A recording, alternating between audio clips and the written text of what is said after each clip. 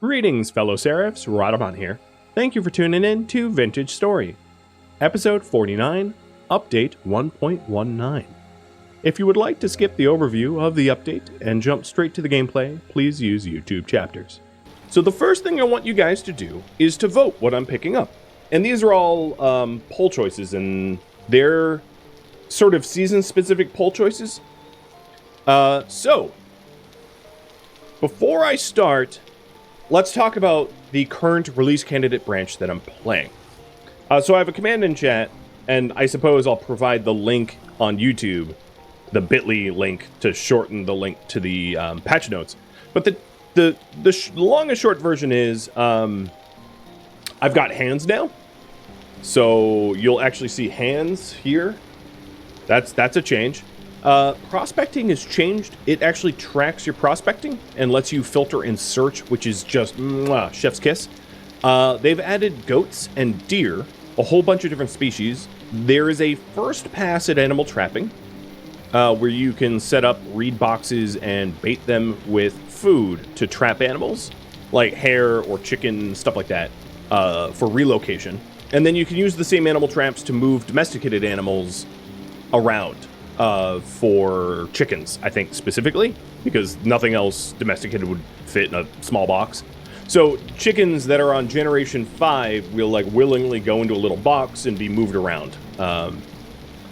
Some other changes would be that now Terra Preta is crafted instead of found. So it's crafted by mixing compost, bone meal, medium soil, or not even medium soil, charcoal together in a recipe. So there's a really good reason to collect lots and lots of berries or meat to cause it to purposefully rot in order to get a lot of compost. So it's actually kind of nice that I didn't use my compost because I can make 2 blocks of Terra Preta already. And a whole lot of other stuff in the patch notes. So what has changed since then? I upgraded this save game file, but then I reverted the minimap. So the new minimap is sort of medieval parchment looking, but it loses all of the terrain detail. So in the update command that I have in chat, there's a command called world config create bool color accurate world map true, which I used. So if I zoom out, you can actually see the 2 different maps. So this is the medieval parchment looking map, and then this is the color true map. And I prefer the color true map because maybe at some point I would get adjusted to the new style map, but the old map I can see a lot more terrain details. I can try to find ruins more easily. I can see trade caravans and really important things like bauxite. So I actually have bauxite on my map right here, and I'm going to mark it down because if I do revert my my map at all, ever, I would lose the bauxite that I have found when I went down here to, I don't know, survey the south. I don't remember why I was down here, but I was down there at some point. And then also, there was one other change. The new standard going forward is that saplings grow at normal speed. In version 1.18, saplings grew at slow speed, or half speed. So then I also modified this save game file to replicate standard difficulty by increasing the rate that trees grow to normal. So all of my settings are now the new normal, except for the color map, because I can't stand the new. I think it's very pretty, but it lacks so much information that I found to be a problem.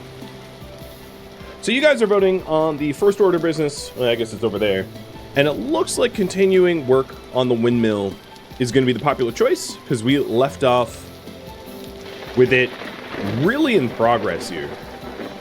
My only worry is that I don't have enough materials to actually fully complete it, but I will progress it as far as I can.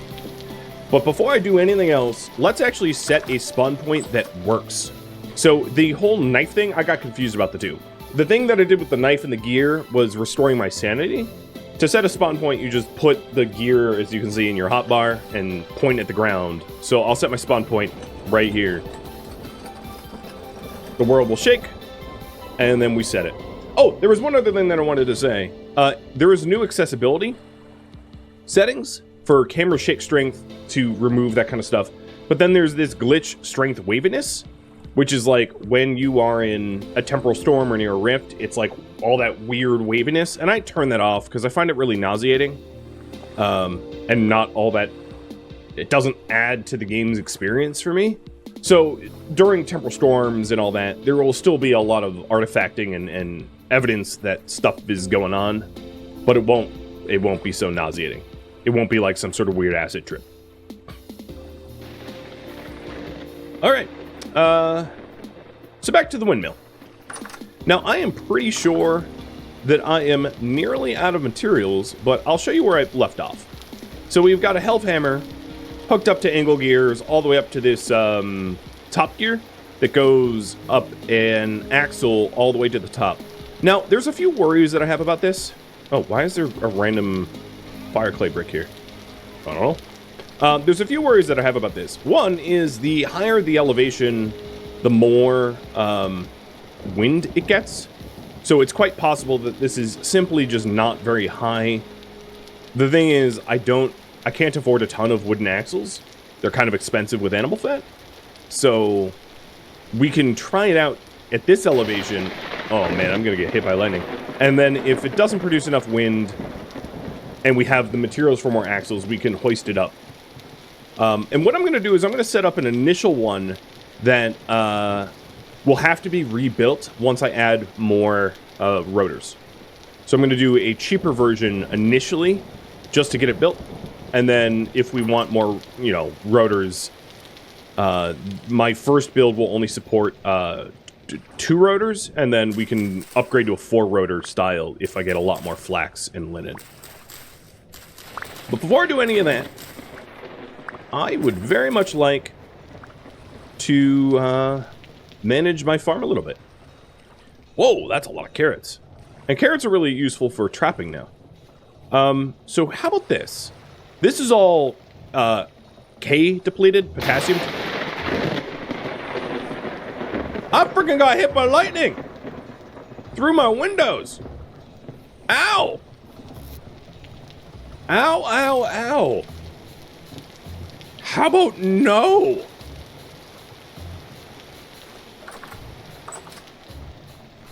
Game?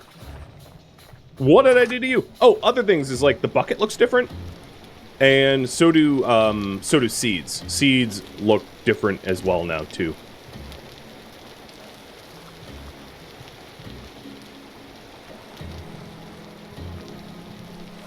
Oops. Let's pretend I know how to work a bucket. Actually, I wanted water, but I don't want like a mini waterfall. I'll fix that in a minute. So what I want to do is I'm going to replace this soil with the Terra Preta that I already have, so that I can start incorporating Terra Preta into my farm. That sounds reasonable. And then we'll do the windmill. This is actually is contributing to the windmill project. I'll make the argument for it because the windmill project. Here, I'm just going to move my puffballs. The windmill project, or actually, you know what? I have an idea. Soy is technically protein, so I'll put it in the protein bucket. The windmill project requires a lot more linen, so managing the farm actually helps the project. So, does Terra Preta in my world generate a world stay? I'd imagine it would. But I have no proof of that, because the only Terra Preta I've ever found, I dug up. So, like, how can I know? Alright, so let's change soils real quick so that I can actually start using the Terra Preta for a new run of flax, and let's get rid of that weird water. So what I wanted to do, just so I don't have, like, any waterlogged areas, is remove those 2 water sources.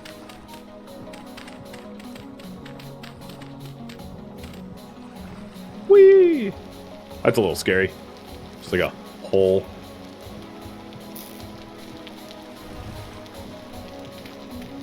Oh, what beautiful soil this is.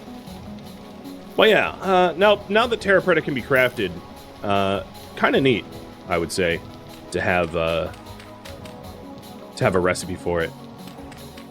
Because you can get lucky and, like, find it easily, or you can get really unlucky and just, like, never find it. So they're taking a lot of luck out of the equation. And the recipe for it is not unreasonable. It's a lot of grind, but it's not unreasonable. So here's the recipe. 4 charcoal, which is actually how you make Terra Preta in real life. Terra Preta is charcoal soil. Like charcoal jungle soil, for lack of a better term. And it's compost in the corners, a little bone meal, and charcoal. And compost is just like rotted stuff that got composted. And then bone meal is pretty common. You find bones everywhere. So it's a very easy recipe to make. Like, it doesn't require anything that's rare. It just requires a lot of compost. So that compost is hard to come by. Or, alternatively, if you have already made high fertility soil, you can make it into double Terra Preta. Because high fertility soil used to be what you could... The best possible soil that a player could make prior to this update. So they made it so that you can take that high fertility soil and essentially make it into Terra Preta and double it, which is so this is a recipe that if you start a new world you won't be using on the right. All right, let's get my hoe. Try not to get hit by any more lightning bolts. Where's my hoe? And yeah, I do already have a barrel of rot. And maybe what I do is I get a second barrel of rot so that I can get more Terra Preta materials sooner.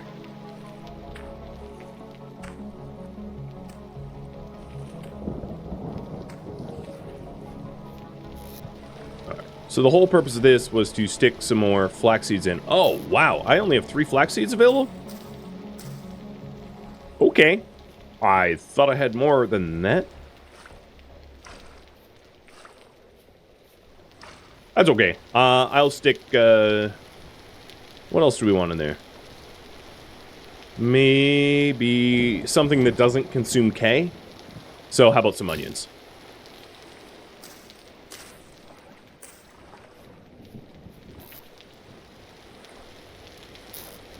And then as other things grow in my farm, I'll replace the soil with Terra Preta, slowly turning it over to a Terra Preta farm.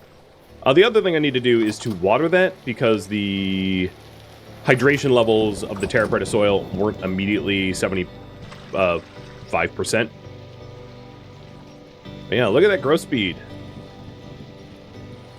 Pretty high. So compare it. Oh, wow.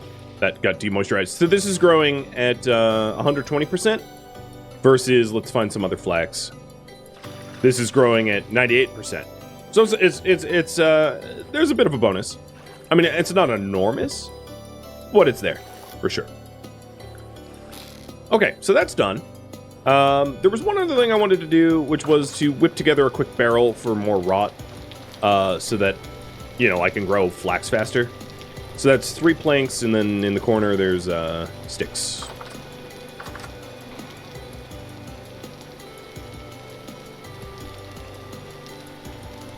Easy. And then grab my pile of rot.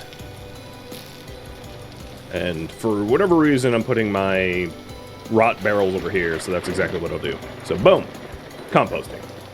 I could build a third barrel and like start composting these 7 liters of rot, but like that doesn't make sense. The other thing I could do is, so these meats are actually fresh, but if I wanted to purposely rot meat, now that I have a greenhouse, the greenhouses are warm. So if you take a look, the rot food perish speed of this reed chest here is 1.72 because it's warmer in a greenhouse than ambient. So it's a really effective place to put things if you intend to rot them on purpose, like black currants and berries or whatnot. But before I get too distracted, let's continue the windmill. So the next thing I want at the top of this axle is another wooden gear rim. This thing.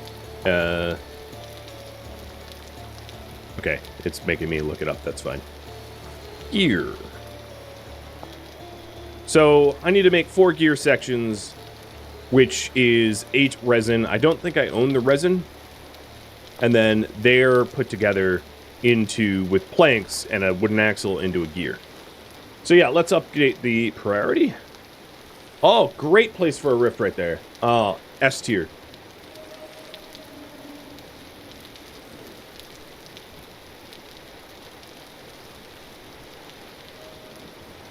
That is going to be so convenient to have a rift on my roof. Awesome.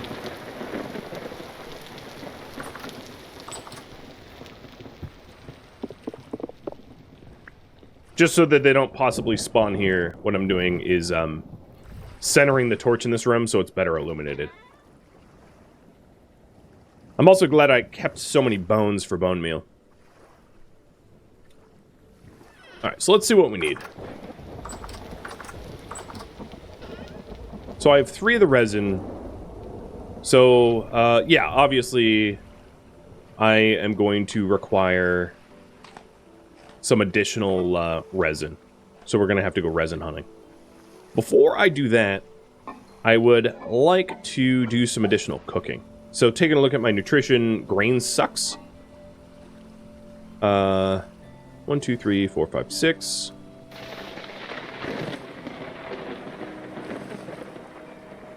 Because I think if I go out for a while, this meat that I'm leaving in here will probably spoil before I get home. I don't know if this is going to be a valid recipe, though. I suppose we'll see. I'm bad at memorizing the recipes. I want to make like hearty... No. So this recipe will do protein and vegetable. I'll just add another vegetable to that.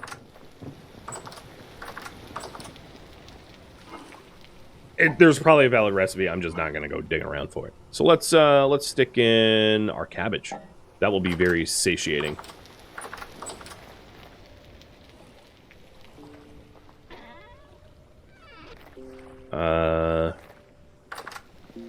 I don't... So the next time I find peat, I ought to dig up a whole lot of it, because I ran out of peat. Peat's just a convenient thing to have for mass production of, or mass heating stuff.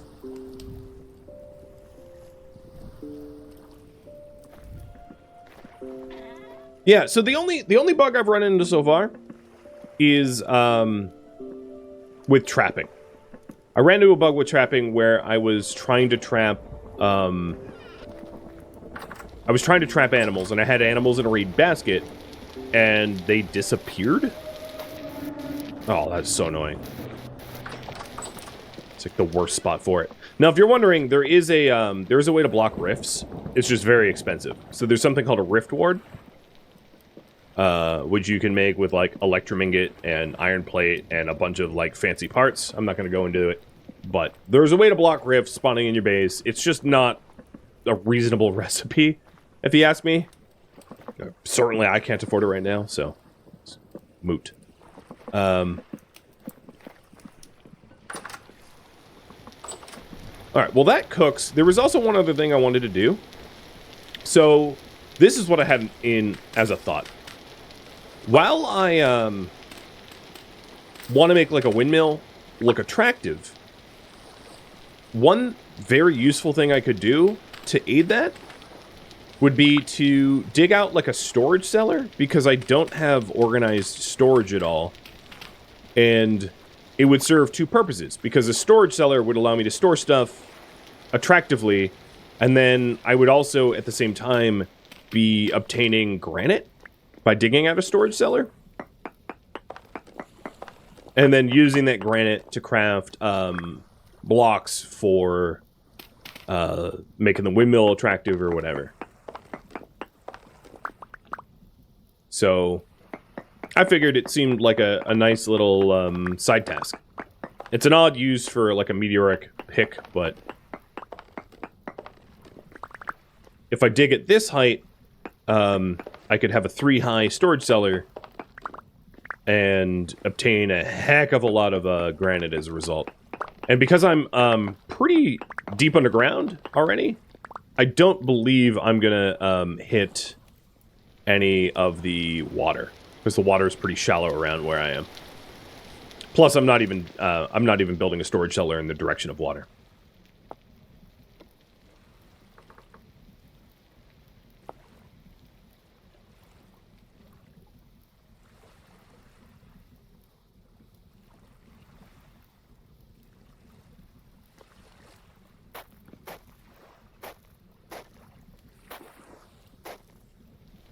Oh, I ran out.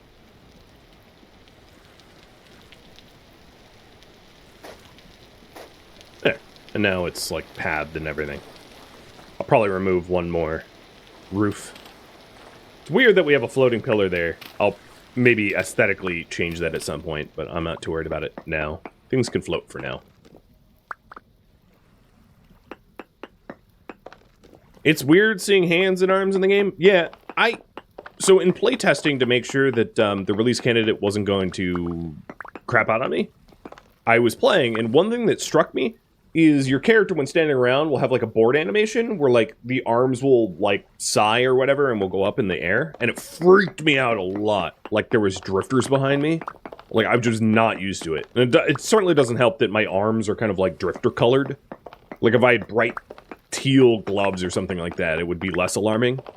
But because of the color of my gloves are like drifter brown, it was freaking me out. So I'm sure I'll get used to it. The other thing is, like, the speed at which your arm moves doesn't match, probably thankfully, but it doesn't match the speed at which you're digging or excavating or whatever. So when you're doing things really quick, like with a high-tier shovel on, like, dirt, your arm... Oh, hello. Your arm does not in any... Oh, okay, it's gonna be like that, huh? Your arm movements don't, like, make a heck of a lot of sense. What is this, like a cellar fight? First rule of Fight Club is invite the losers. Okay. Alright, it's gonna be like that. Fine. It's on.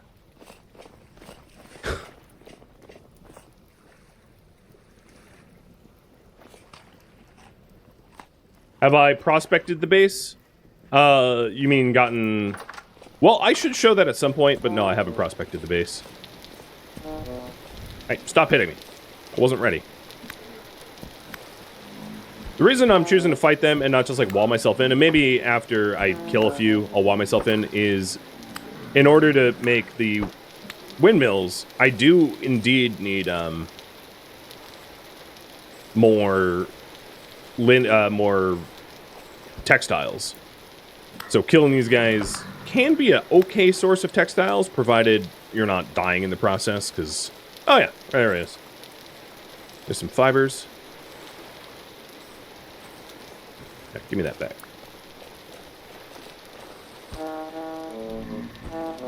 Yo! Yo! Stop it!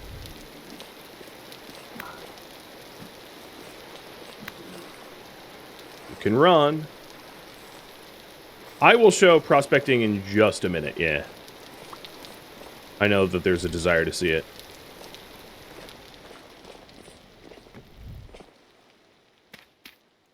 Okay, they'll leave me alone now. For now.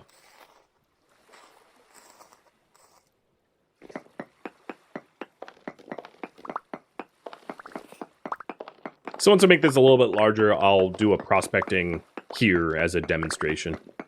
I just need it to be larger so that I can actually do that. Alright, so let's show that. We'll do a search here. So one more sample, or two more samples. One more sample. And now I have cassiterite and ilmenite in this area. And if I check the map here and turn off waypoints, I have an automatically made prospecting marker here, which is in the prospecting tab.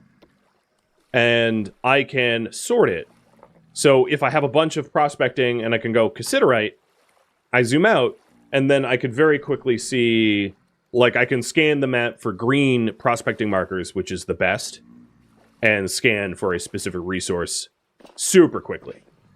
It's a brilliant update to the system, which is going to make everyone's lives a lot easier.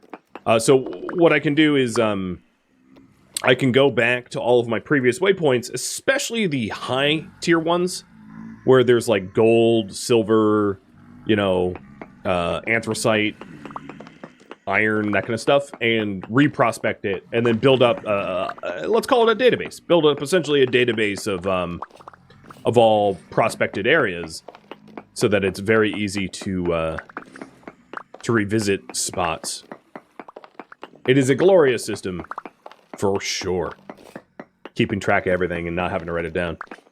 So nice. The way it should have been on release.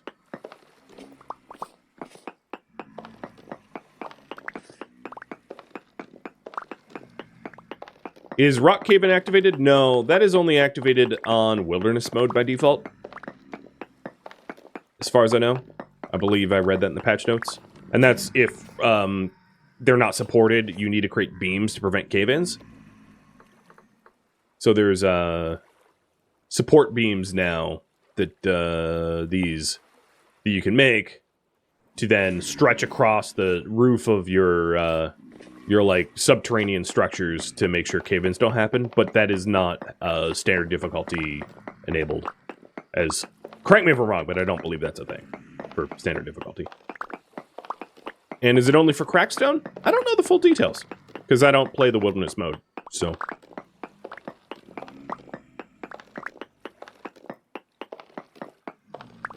there's a bunch of different game modes. So what is this now? This is 1, 2, 3, 4, 5, 6, 7. 1, 2, 3, 4, 5, 6. So let's make it a 7x7x3. That's a decent amount of storage for shelving and crates and the like. Because I know I have not been making a whole lot of chests and whatnot, but we could very easily organize down here. Plus, I could expand this to like a 14x14 room if I wanted to. It's so dark.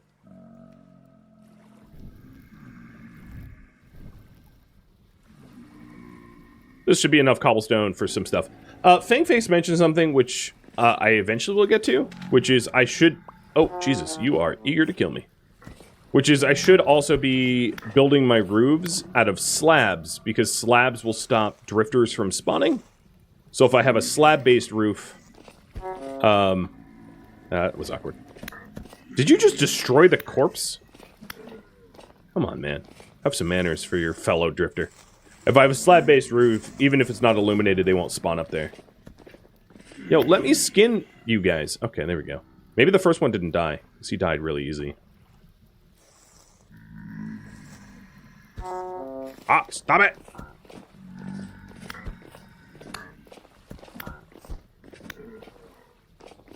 This is, like, not an I mean, this is a relatively effective way to, like, kill them. It's not an effective way to skin them, because I'm having trouble, like, hitting their hitboxes. But alright, there we go. So we have the start of a little storage cellar down here. And then all those raw materials can be reincorporated into the building up top.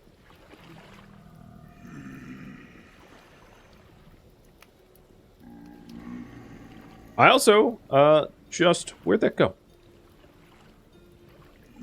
Did I have 2 flax twine? Thought I had 3. Maybe I only had 2. I was gonna say I have enough flax twine for a bow as soon as the hide is done in about a day.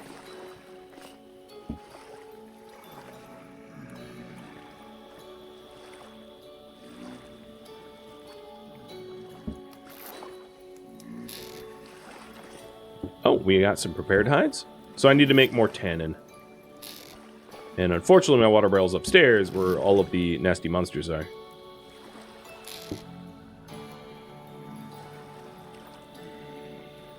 I can do 3. Yeah, I can do 3 before it's too many.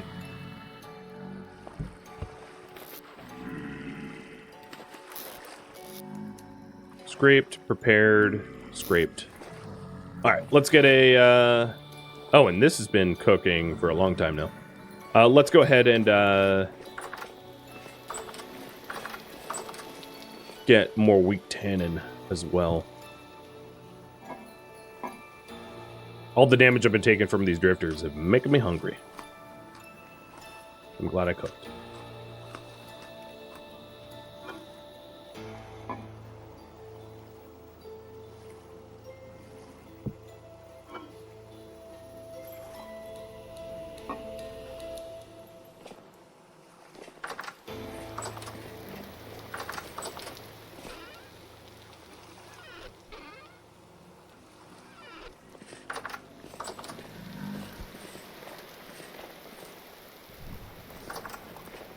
Oh, really? In here? That's another thing. Oh, that was awkward. Is that I haven't bothered to try to make my base safe. Primarily because I don't have an Hellhammer to mass produce lanterns. So that's why I don't have like a perimeter wall. It's why I really just haven't invested in doors or security all that much. Because until you can illuminate it, you're not protected. So he's probably spawning on these tiles because they're open, I'd imagine.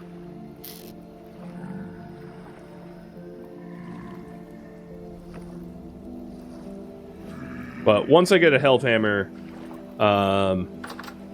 mass-producing lanterns is going to be a relatively easy thing to do. Like mining a whole bunch of copper, turning in those copper into planks, or into plates, rather, and then mass-producing lanterns with all the glass and candles I have really won't be that hard. You know what I'm going to do? Right here.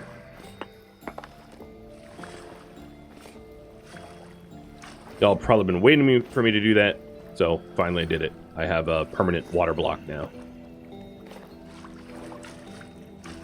Mostly because I don't want to keep running outside with all those drifting idiots. We got week 10 incoming. Good.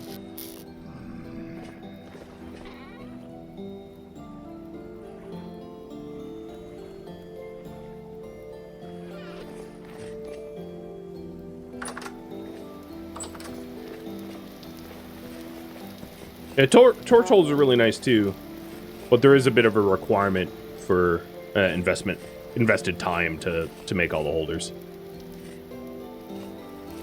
So right now, I'll update the priority by getting resin. So we need resin for the big gear. I have 3, and I need at least 8, and probably more resin on top of that for other things as well. So 1 around the forest at night, totally safe thing to do. I'll mark this down as a resin tree. I don't see any resin. Oh, here it is. Leaking pine log. It doesn't have resin at the moment.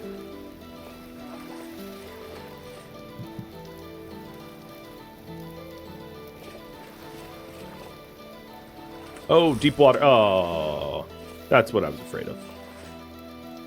I was like, deep water and I don't have a lantern. Rip.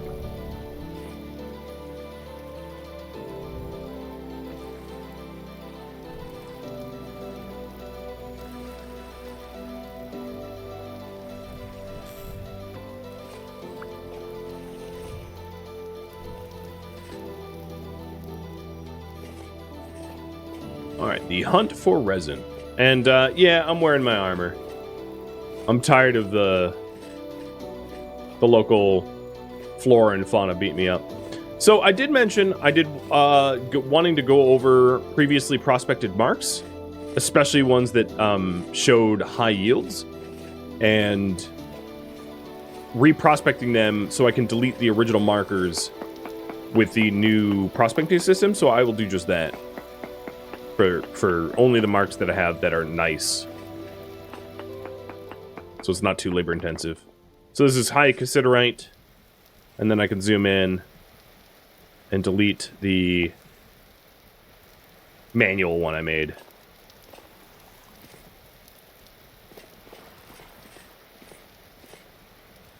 Where do... I think probably heading northbound, I'm going to find a lot more resin in the pine forest up north. And it should be getting bright out-ish soon.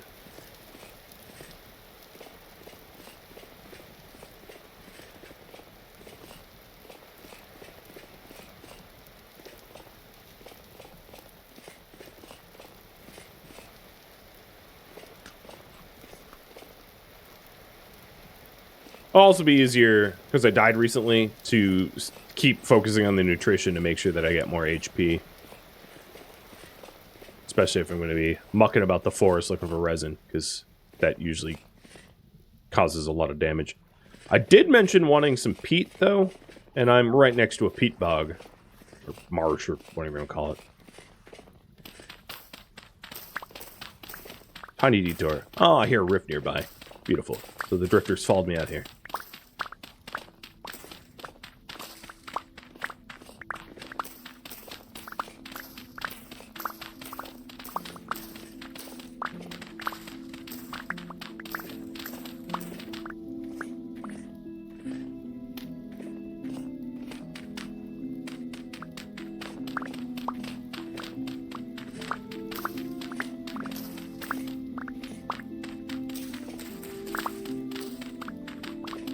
Peat bog?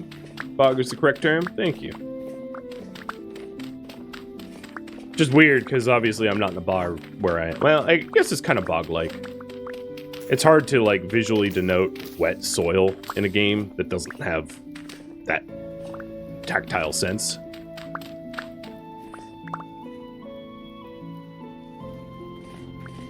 That's a good amount of peat.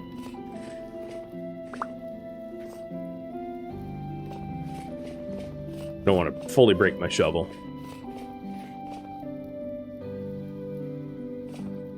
Normally I would say a pit like this is like a, swavite? I'll check. No, just stone. Also, there's a rift somewhere right there. I swear they're following me. My little charcoal kiln.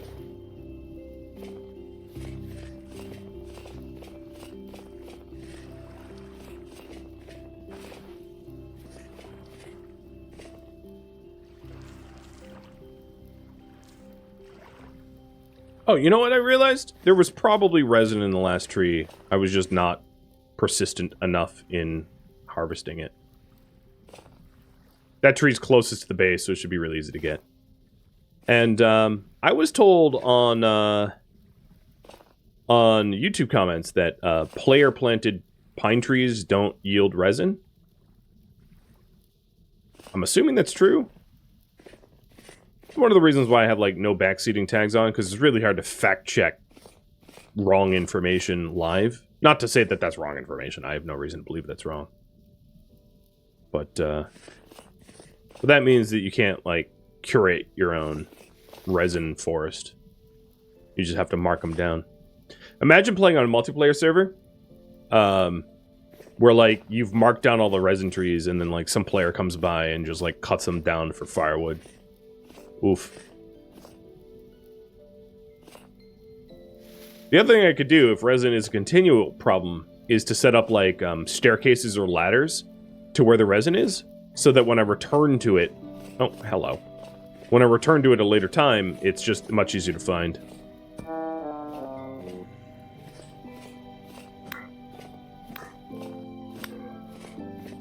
Really, you throw one rock and then you run? You put the cow in coward.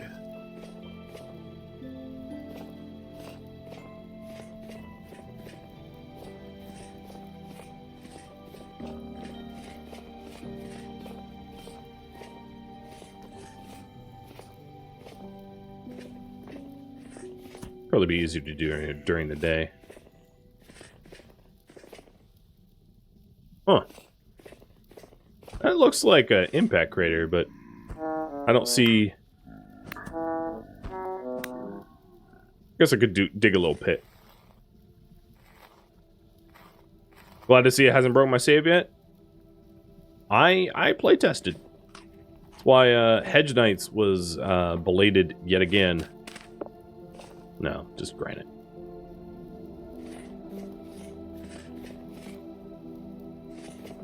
It was all the time I thought I would spend script writing and narrating for Hedge Knights. Went into making sure that this stream wouldn't crash. I don't see anything on that one. Am I enjoying the new animations? Yeah, I spoke about it a little bit.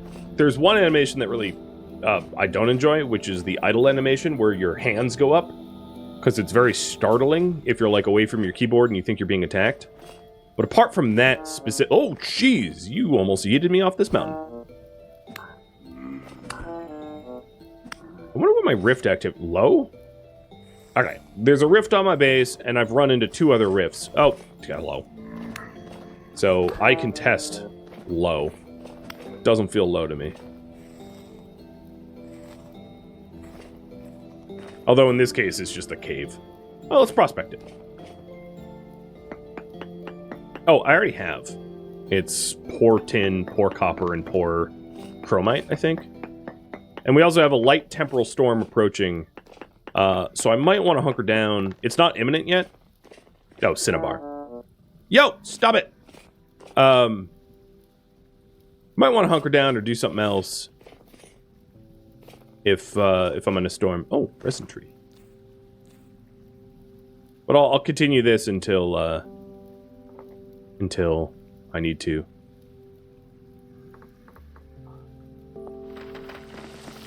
Whoa, whoa. We have a little bit of collapse. I hope this tree stays alive.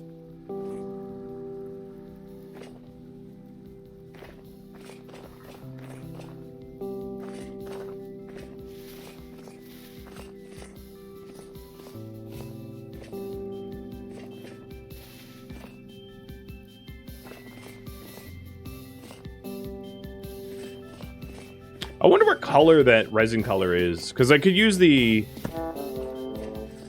waypoint system in order to auto waypoint it, which would be faster, but then I'd have to go back and like correct them all for color.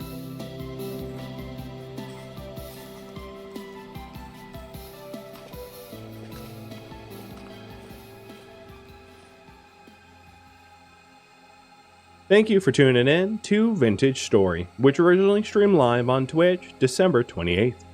If you have any feedback or questions for me, let me know in the comments below. If you'd like to catch a live stream of mine, Rhadamant.com has my stream schedule and countdown timers to upcoming streams. If you would like to join my online gaming community on Discord, Rhadamant.com has a link to it, as does the description of this video.